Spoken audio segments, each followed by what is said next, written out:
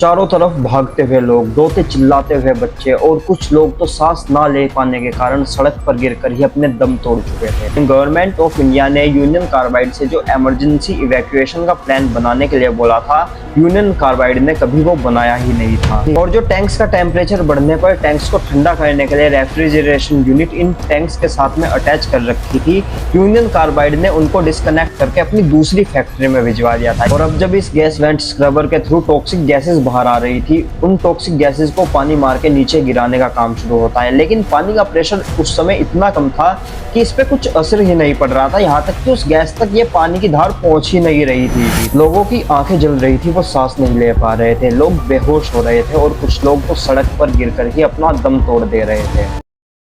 चारों तरफ पहाड़ियों से घिरा हुआ एक शहर, और ये महीना चल रहा है दिसंबर का। ये रात दिसंबर की किसी भी आम रात की तरह एक आम रात ही है। लोग चैन से अपने घरों के अंदर सो रहे हैं और फिर कुछ ही मिनटों बाद लोग खांसते हुए अपने बिस्तर से उठते हैं। उनकी आंखों में जलन हो रही थी, सांस लेने में तकलीफ हो रही थी, मानो कि हवा में किसी ने जहर मिला दिया हो। और खुली हवा में सांस लेने के लिए जब वो अपने घर के खिड़की दरवाजे खोलते हैं तो सामने देखते हैं एक ऐसी तबाही जिसे देखकर उनकी रूह कांप चुकी थी। चारों तरफ भागते हुए लोग, रोते चिल्लाते हुए बच्चे और कुछ लोग तो सांस ना ले पाने के कारण सड़क पर गिरकर ही अपने दम तोड़ चुके थे। और इसके पीछे था MIC नाम का एक ऐसा जहर जिसने भोपाल की हवा में जहर घोल दिया था। तो चलिए जानना शुरू करते हैं शुरुआत से कि आखिर उस दिन ऐसा क्या हुआ था कि पूरे भोपाल शहर की हवा के अंदर ही जहर घुल चुका था।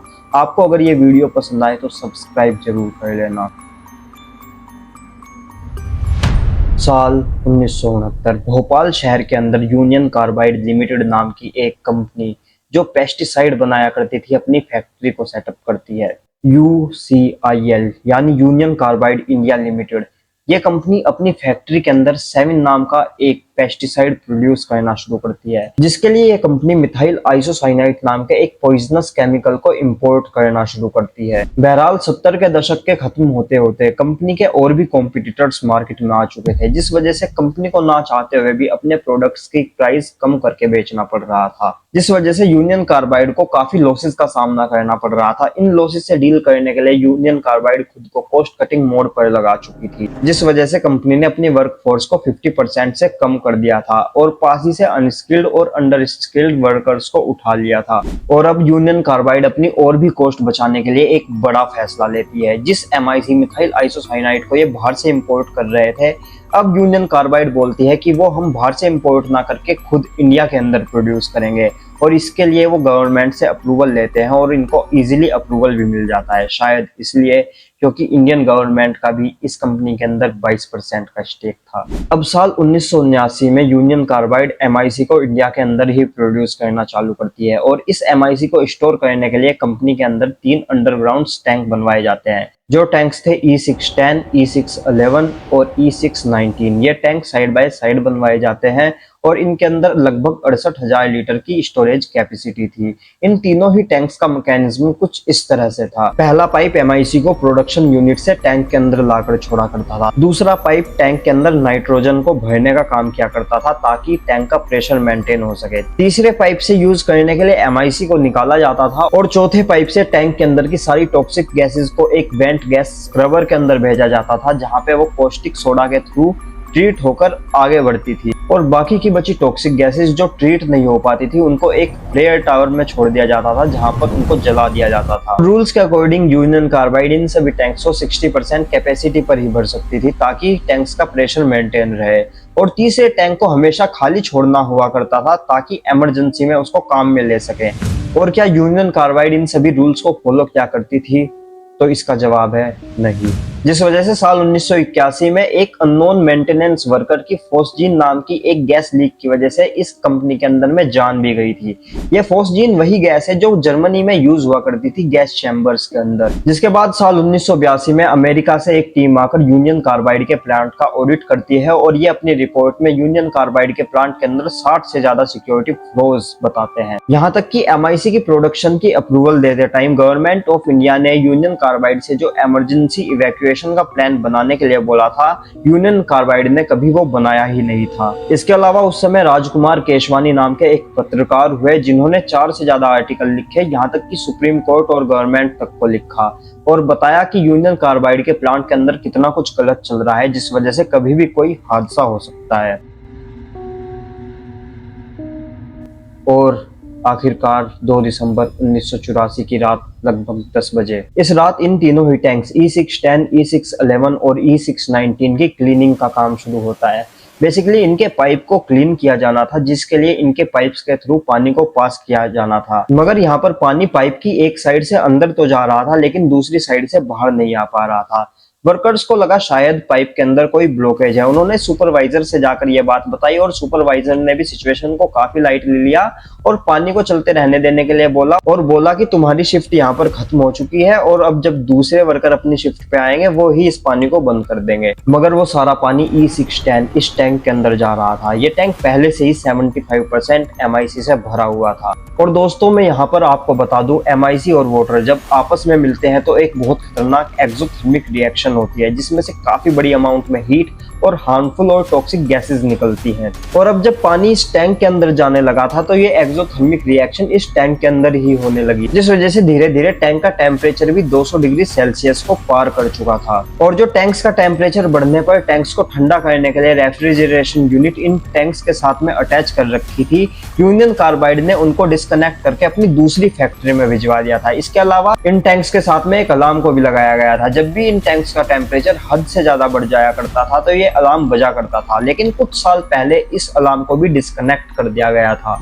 और अब इसके बाद जो होता है वो किसी अकेले की गलती नहीं है, बल्कि एक के बाद एक पूरा बटरफ्लाई इफेक्ट को जन्म देती है। अब शिफ्ट चेंज हो चुकी थी, दूसरे वर्कर्स अपनी शिफ्ट पर आ चुके थे। टैंक्स का प्रेशर बढ़ रहा था लेकिन प्रेशर बताने वाला मीटर ही ढंग से काम नहीं कर रहा था, जिस वजह से सिचुएशन को लाइटली लेते हुए इन वर्कर्स ने भी पानी को चलते रहने दिया। अब धीरे धीरे गैस भी लीक होने लगी। शिफ्ट पे काम कर रहे लोगों की आंखें जलने लगी। वर्कर्स को लगा कि शायद कोई छोटा मोटा गैस लीक हुआ है और उन्होंने इस लीक को ढूंढना शुरू किया। और जब काफी देर ढूंढने के बाद भी उनको कोई लीक नहीं मिला तो 12 बजे उन्होंने अपना टी ब्रेक ले लिया और 12:40 पर वो वापस आए, लेकिन तब तक काफी देर हो चुकी थी।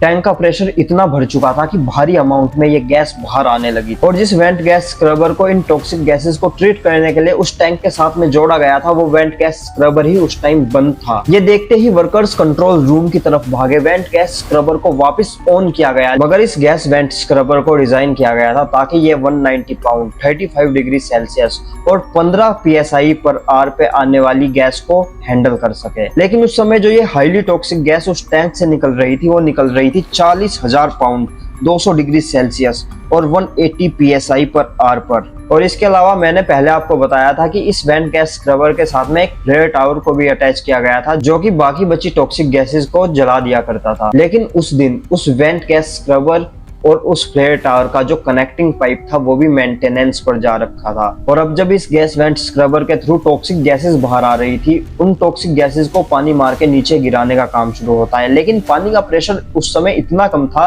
कि इस पे कुछ असर ही नहीं पड़ रहा था, यहाँ तक कि उस गैस तक ये पानी की धार पहुंच ही नहीं रही थी। इसलिए फाइनली अब वर्कर्स ने भी फैक्ट्री को इवैक्यूएट करना शुरू कर दिया। ऐसी इमरजेंसी सिचुएशंस के लिए फैक्ट्री के अंदर 2 अलार्म लगाए गए थे, एक वर्कर्स के लिए और एक आसपास रहने वाले लोगों के लिए। लेकिन ये जो दूसरा अलार्म था ये उस समय काम ही नहीं कर रहा था।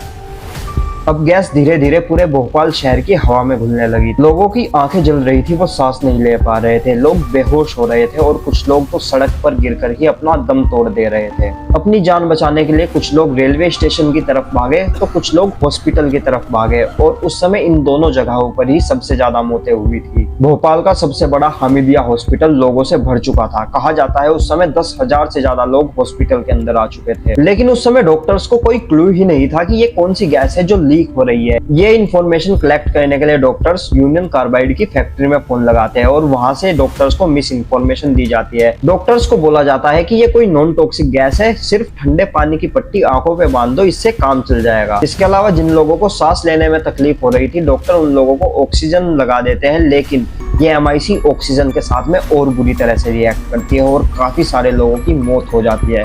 इसके बाद डॉक्टर्स दोबारा से यूनियन कार्बाइड की फैक्ट्री में फोन करते हैं और तब सामने से आवाज जानते हैं कि हमें नहीं पता यहाँ पर क्या हो रहा है, कौन सी गैस है ये जो लीक हो रही है, मगर यहाँ पर सिचुएशन बहुत खराब है। और अब डॉक्टर्स इलाज तभी कर सकते थे जब डॉक्टर्स को पता चले कि ये जो गैस लीक हो रही है वो आखिरकार गैस है कौन सी। कुछ डॉक्टर्स अज्यूम करते हैं कि ये जो गैस लीक हो रही है ये फॉस्जीन है और इसके पीछे काफी सारे रीजंस आते हैं। पहला, फॉस्जीन के लीक की वजह से यूनियन कार्बाइड की फैक्ट्री के अंदर कुछ साल पहले एक अननोन वर्कर की मौत हुई थी। और दूसरा, जो MIC होती है वो 38 डिग्री सेल्सियस पे गैस में कन्वर्ट होती है, वहीं दूसरी तरफ जो फॉस्जीन होती है वो 8 डिग्री सेल्सियस पे भी गैस में कन्वर्ट हो जाती है। और उस समय सर्दियों का मौसम था तो जो टेम्परेचर था वो 38 डिग्री से काफी कम था, लेकिन वो डॉक्टर से इस बात को अज्यूम नहीं कर पाए ये जो भी गैस है वो 38 डिग्री सेल्सियस पर नहीं बल्कि फैक्ट्री के अंदर 200 डिग्री सेल्सियस से भी ज्यादा टेम्परेचर पर इवेपोरेट हो रही है, जिस वजह से उस रात हॉस्पिटल के अंदर सैकड़ों जाने गई। दूसरी तरफ भोपाल जंक्शन पर लोगों की भीड़ बढ़ चुकी थी, लोग कुछ भी करके शहर छोड़कर जाना चाहते थे। प्लेटफॉर्म पर बॉम्बे गोरखपुर एक्सप्रेस ट्रेन खड़ी हुई थी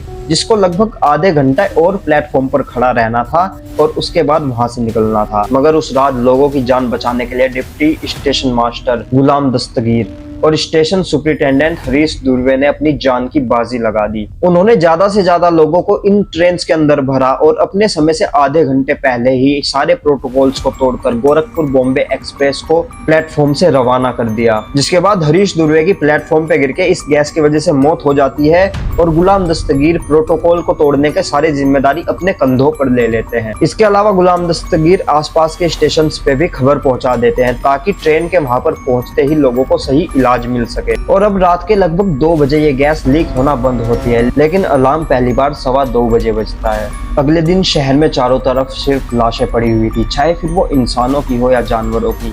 सरकारी आंकड़े बताते हैं उस रात लगभग 3000 जान गई थी, लेकिन लोग बोलते हैं कि उस रात 10,000 से ज्यादा लोगों ने अपनी जान गंवाई थी। और उस रात जो जाने गई वो तो एक तरफ, लेकिन 1.5 लाख से ज्यादा लोग इस इंसिडेंट से अफेक्ट हुए थे।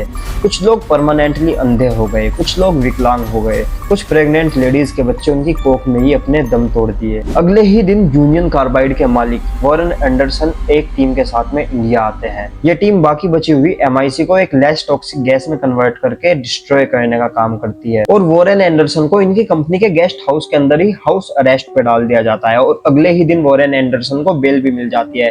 इनको एक सरकारी गाड़ी में बिठाकर दिल्ली छोड़ दिया जाता है, जहां से ये वापस अमेरिका फ्लाई कर जाते हैं और वापस कभी इंडिया नहीं आता।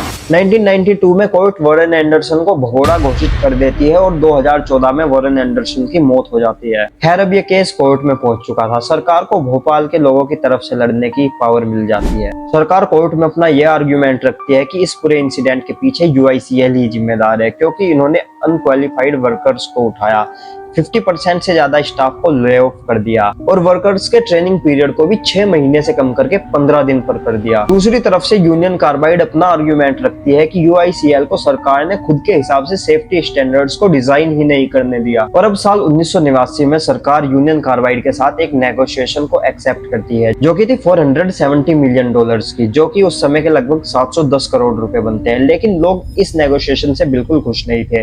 इसके बाद सरकार ने और लोगों ने प्रोटेस्ट करना शुरू कर दिया था, मगर उन लोगों को फिर कभी कोई सॉल्यूशन नहीं मिला। वो लोग आज भी वेट कर रहे हैं ताकि विक्टिम्स को जस्टिस मिल सके। खैर, इसके बाद यूनियन कार्बाइड पे दोबारा से क्रिमिनल केस दर्ज होता है, जो कि आज तक चल रहा है। इस मैटर में 7 लोगों को सजा भी होती है 2 साल की, क्योंकि कोर्ट बोलती है कि ये डेथ बाय नेग्लिजेंस है, जबकि कंपनी की पूरी प्रोसेस में इतने ज्यादा फ्लॉज थे कि वो नेग्लिजेंस हो ही नहीं सकती। ये एक मास मर्डर या मैसेकर है। चलो खैर, आज की इस वीडियो में इतना ही रखते हैं। अगर आप इस वीडियो में यहाँ तक रुके हो तो वीडियो को लाइक जरूर कर देना। अगर आपको ऐसी वीडियोस पसंद आती है तो चैनल को सब्सक्राइब जरूर कर लेना। मैं आपसे फिर मिलूंगा किसी ऐसी ही वीडियो में, तब तक के लिए धन्यवाद।